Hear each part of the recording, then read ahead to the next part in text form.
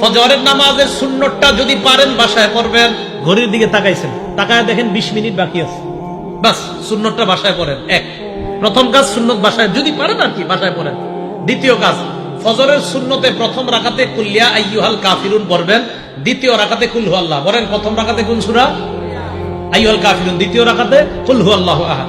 নবীজি মসজিদে আসছে, এক সাহাবা নামাজ পড়তেছে, আল্লাহু আকবার। তো নামাজে সূরা ফাতিহা পড়ার পর উনি আস্তে আস্তে পড়তেছে কুল ইয়া আইয়ুহাল কাফিরুন প্রথম রাকাতে। তো নবীজি শুনে ফেলছে আস্তে কানে দিয়ে। তো নবীজি শোনার পর বললেন, হাযা আব্দুন আরাফা রাব্বাহ, এই ব্যক্তি তার রবকে চিনতে পারছে। দ্বিতীয় রাকাতে সাহাবা পড়লেন কুল হুয়াল্লাহু আহাদ, আল্লাহ নবী বললেন হাযা আব্দুন আমানা বিরাব্বি, এই ব্যক্তি তার রবের উপর পরিপূর্ণ ঈমান আনছে। এজন্য আজকে থেকে আমলটা মনে রাখবেন, ফজরের সুন্নতে প্রথম রাকাতে কুল ইয়া আইয়ুহাল কাফিরুন, দ্বিতীয় রাকাতে কুল হুয়াল্লাহ। আরেকটা সুন্নতে আমলটা করবেন, বলবো? মাগরিবের পরের সুন্নতে প্রথম রাকাতে কুল ইয়া আইয়ুহাল কাফিরুন, দ্বিতীয় রাকাতে কুল হুয়াল্লাহ যদি পারেন। বাকি ফজরের সুন্নতে প্রথম রাকাতে কুল ইয়া আইয়ুহাল কাফিরুন, দ্বিতীয় রাকাতে কুল হুয়াল্লাহ। এটার দ্বারা কি উদ্দেশ্য জানেন?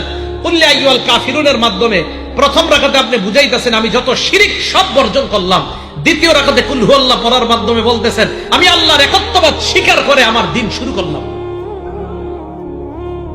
আরেকটা আমল যদি পারেন, যদি সম্ভব হয়, এটা ওলামারা পারবে, আপনারা যদি পারেন আর কি, কোরআন শরীফ মুখস্থ সাধারণদের মধ্যে মুখস্থ করার একটা আয়াত মুখস্থ করতে পারবেন না ইনশাআল্লাহ? সূরা বাকারার 136 নম্বর আয়াত ফজরের প্রথম রাকাতে মাঝে মাঝে, সূরা বাকারার 136 নম্বর আয়াত, আল্লাহ বলেন কুলু আমান্না বিল্লাহি ওয়া মা উনজিলা ইলাইনা ওয়া মা উনজিলা ইলা ইব্রাহিমা ওয়া ইসমাঈলা ওয়া ইসহাকা ওয়া ইয়াকুবা ওয়াল আসবাতি ওয়া মা উতিয়া মূসা ওয়া ঈসা ওয়া মা উতিয়া আন-নাবিয়্যুনা মির রাব্বিহিম লা নুফাররিকু বাইনা আহাদিন মিনহুম ওয়া নাহনু লাহু মুসলিমুন। এটা এক রাকাতে, ফজরের প্রথম রাকাতে। ফজরের নামাজের দ্বিতীয় রাকাতে পড়বেন সূরা আলী ইমরানের 64 নম্বর আয়াত। ওই আয়াতে আল্লাহ পাক রব্বুল আলামিন বলেন কুল ইয়া আহলাল কিতাবি তাআলাউ ইলা কালিমাতিন সাওয়াইন বাইনানা ওয়া বাইনাকুম আল্লা না'বুদা ইল্লাল্লাহ ওয়া লা নুশরিকা বিহি শাইআ ওয়া লা ইয়াত্তাখিযা বা'দুনা বা'দান আরবাবাম মিন দুনিল্লাহ ফাইন তাওয়াল্লাউ ফাকুলু আশহাদু বিআন্না মুসলিমুন। ফজরের প্রথম রাকাতে কুল ইয়া আইয়ুহাল কাফিরুন, দ্বিতীয় রাকাতে কুল হুয়াল্লাহ। যদি পারেন মাঝে মাঝে প্রথম রাকাতে সূরা বাকারার 136 নম্বর আয়াত, দ্বিতীয় রাকাতে সূরা আলী ইমরানের 64 নম্বর আয়াত। তাহলে এবার আসেন, প্রথম গেল ফজরের সুন্নত, বেশি সময় থাকলে ঘরে পড়ে নেবেন।